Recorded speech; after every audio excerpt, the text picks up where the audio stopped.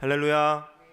네, 오늘 이 새벽 하나님 전으로 나오신 우리 모든 성도님들과 또한 영상으로 함께 예배 드리시는 모든 성도님들에게 하나님의 크신 은혜와 평강이 넘쳐나게 되시기를 먼저 주의 이름으로 간절히 축원합니다. 오늘은 로마서 1장의 말씀을 통하여서 여전히 우리에게 필요한 복음, 여전히 우리에게 필요한 복음이라는 제목으로 말씀을 전하겠습니다. 이 로마서는 기독교 역사 가운데 정말 수많은 영적 거장들과 또 신학자들에게 지대한 영향을 준 아주 귀한 말씀입니다.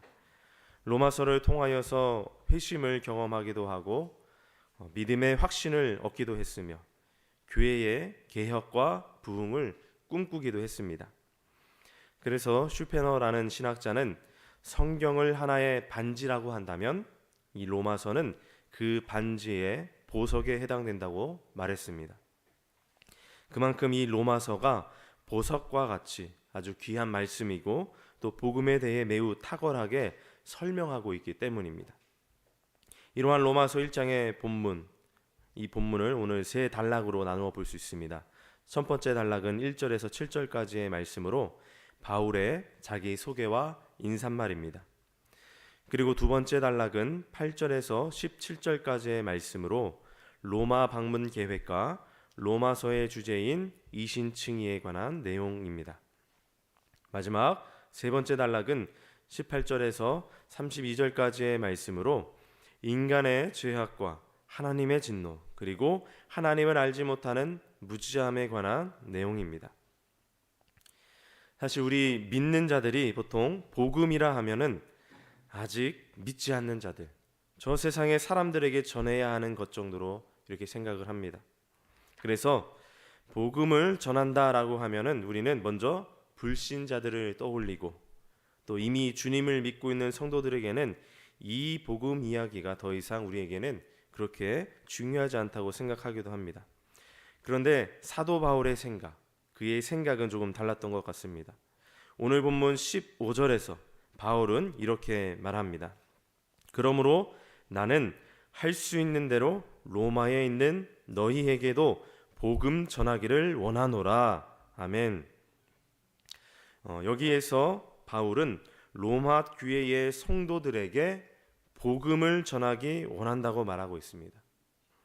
왜 바울은 저 세상에 믿지 않는 자들이 아닌 로마에 있는 똑같은 성도들에게 이 복음을 전하려고 한 것일까요?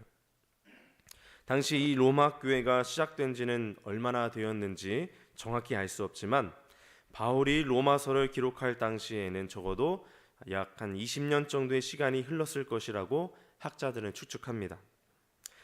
아마 그 정도의 시간이면은 20년이면은 물론 교회가 부흥하고 성장했기도 했겠지만 반대로 또 그 정도의 시간이 흘렀다면 하나님의 은혜에 대하여는 조금 무뎌질 수 있는 시간이기도 했습니다.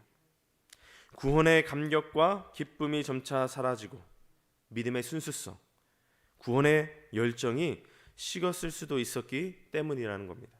그래서 사도 바울은 로마 교회 성도들에게 다시 이 복음을 전하고 싶다고 말하고 있는 것입니다. 그렇습니다. 여러분, 이 복음은 여전히 우리 모두에게 필요한 것인 줄로 믿습니다. 날마다 그 복음의 은혜를 누릴 수 있어야 합니다. 그러면 우리 믿는 자들이 왜 이 복음을 듣고 또 들어야 하는지 오늘 본문 말씀을 통하여 주시는 영적인 교훈과 은혜들을 나누면서 몇 가지 기도의 제목을 얻고자 합니다. 첫째로 복음을 듣게 될 때 구원의 감격을 회복할 수 있습니다. 복음을 듣게 될 때 구원의 감격을 회복할 수 있습니다. 구원의 감격이란 우리를 구원해 주신 하나님에 대한 감사의 마음이고 또 구원받은 자로서의 기쁨이 충만한 것, 이것이 바로 구원의 감격이라 할 수 있습니다. 예수님을 처음 믿게 될 때의 그 감격은 이루 말할 수 없고 또한 너무나도 큰 그 기쁨과 감사로 충만하게 됨을 주님을 만난 사람이라면 모두가 다 아실 겁니다. 그러나 아무리 믿음이 좋은 사람일지라도 점차 시간이 흐르면서 그 구원의 감격과 기쁨이 조금씩은 무뎌지기도 합니다. 우리는 연약한 인간이기 때문입니다.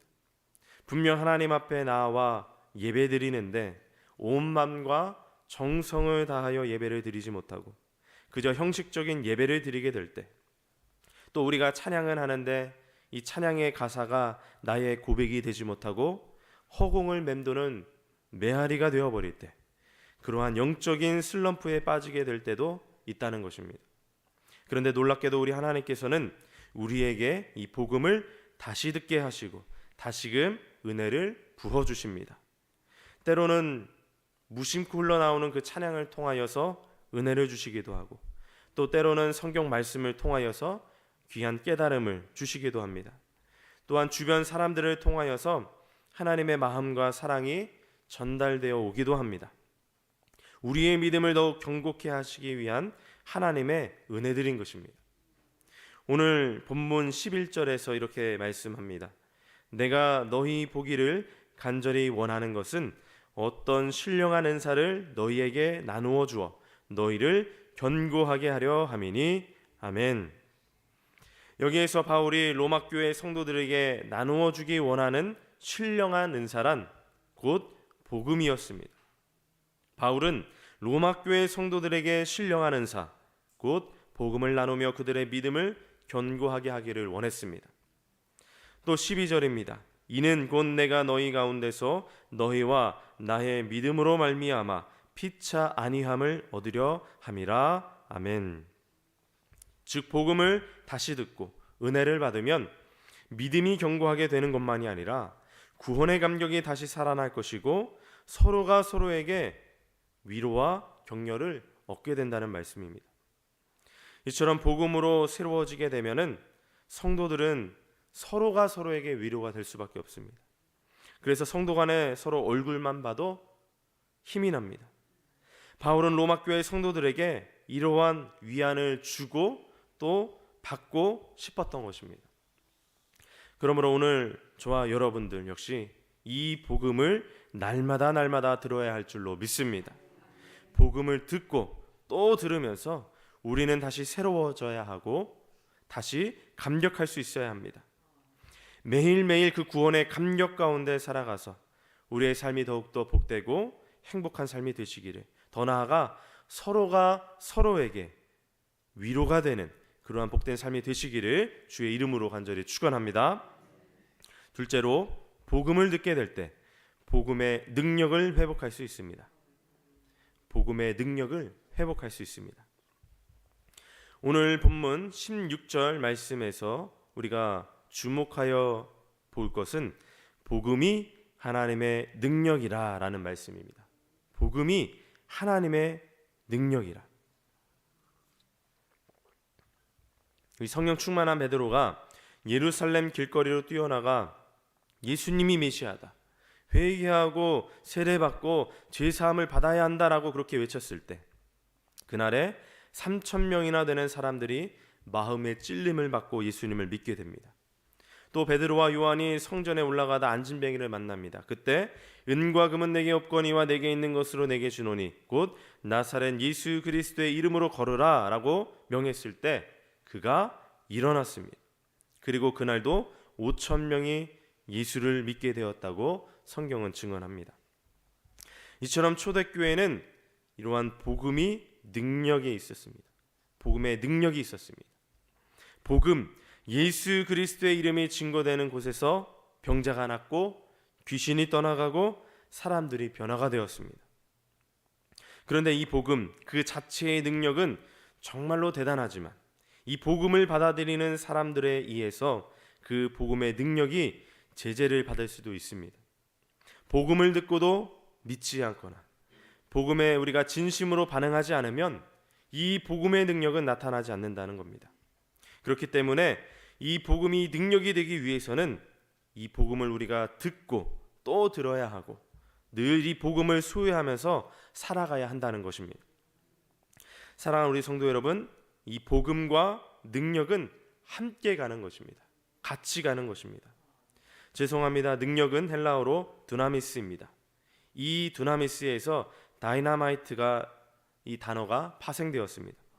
즉 복음은 마치 다이너마이트가 폭발하는 것과 같은 엄청난 능력이라는 것입니다. 그런데 문제는 이 복음이 폭발해야 하는데 우리에게서 폭발하지 않는다는 것입니다. 주일이 되면 수많은 사람들이 교회에 와서 예배드리고 찬송하고 기도하지만 복음의 능력이 나타나지 않으면, 또 수많은 말씀을 들어도 그 복음의 말씀이 나에게 아무런 능력이 되지 못한다면 다이너마이트와 같은 복음에 불을 붙이지 않았기 때문입니다. 그러므로 이제는 설교를 통해 듣는 그러한 복음이 아니라 내가 직접 체험하는 복음이 되어야 하는 줄로 믿습니다. 사도 바울은 오늘 본문 16절에서 나는 복음을 부끄러워하지 않는다라고 말합니다. 바울은 자기 자신과 이 복음을 철저하게 연결시키고 있는 것입니다.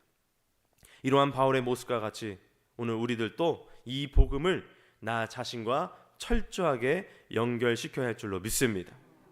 예수님께서 십자가에 달려 죽으신 것이 나 때문이고 하나님의 사랑이 나를 향한 사건이고 십자가의 능력이 나를 죄에서 건져내셨음을 진정으로 믿는 우리 모두가 되기를 간절히 소원합니다.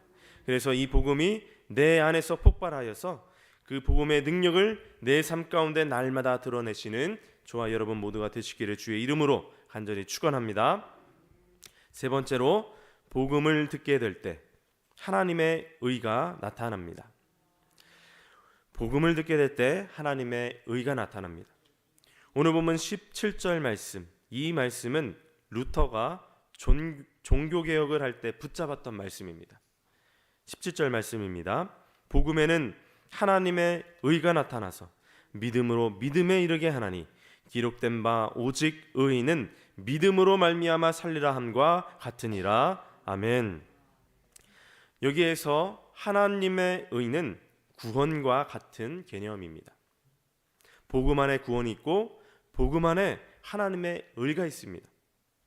그렇기 때문에 우리는 여기에서 복음의 목적이 무엇인지 명확하게 알 수 있습니다. 이 복음은 범죄한 인간들을 죄와 심판에서 구원하는 것을 목적으로 하고 있습니다.